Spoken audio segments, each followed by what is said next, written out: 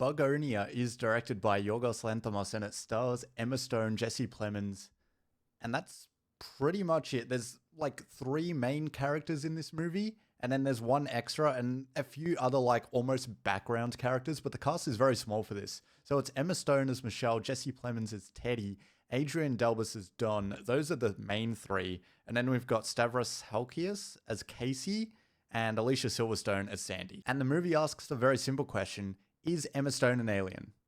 Or is Jesse Plemons' character just in some sort of online circle jerk echo chamber of a community of conspiracy theorists that tell him how to think because he struggles to do that for himself? Well, you can watch a movie to find out because I recommend it.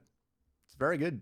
But in all seriousness, I think one of the things I like most about this movie is just how well written the dialogue is and how dry and witty it can come across at times, especially because there are so many super conversations in here. Like I've said, Teddy's character is in a bit of a conspiracy theorist community. He has this belief system that can come across as very warped at times. And some of the rebuttals that come back to bite him in the ass are just so plainly obvious but extremely funny, and they got quite a few laughs in the cinema. And Teddy, played by Jesse Plemons, probably holds on to the most baggage and trauma in this movie and has the most laid character and performance, I would say.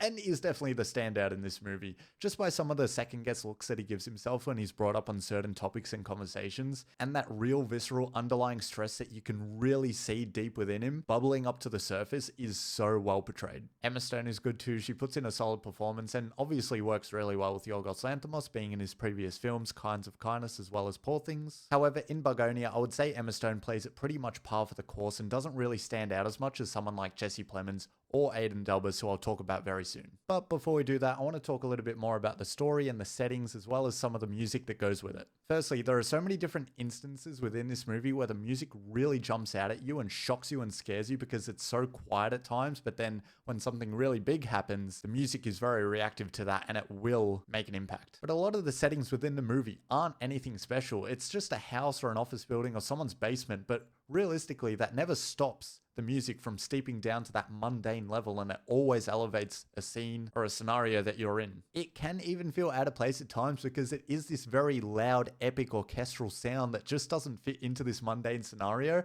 But I think why it fits in so well is because it stands out and more so elevates the feelings in a scene rather than the setting. Now, as for the story, I don't really want to give too much away, of course, but you are really being asked a question: is Emma Stone's character an alien, or is Jesse Plemons' character just a maniac conspiracy theorist experiencing psychosis? And regardless of what theory you go into the movie with, you will get an answer by the end of it, but I think what's more interesting than that is the actual tug-of-war effect that you have throughout this movie of thinking, is this person an alien or is this other person just crazy? Because it is really back and forth and it isn't such a linear journey to the finish line. Now, just quickly before I wrap here, I want to say Don is such a funny character in this movie and Aidan Delbus plays him so well. His journey is somewhat of a tragic one and he is misguided, of course, being very sympathetic to Teddy's cause. But Aidan Delbus plays Dom so well. He is so humbly, unapologetically susceptible to misinformation that it's just funny and tragic and all sad and great at the same time. This movie has a pretty clear-cut, perfect 2-hour runtime and it doesn't run over, doesn't run too short. It's in that Goldilocks zone of just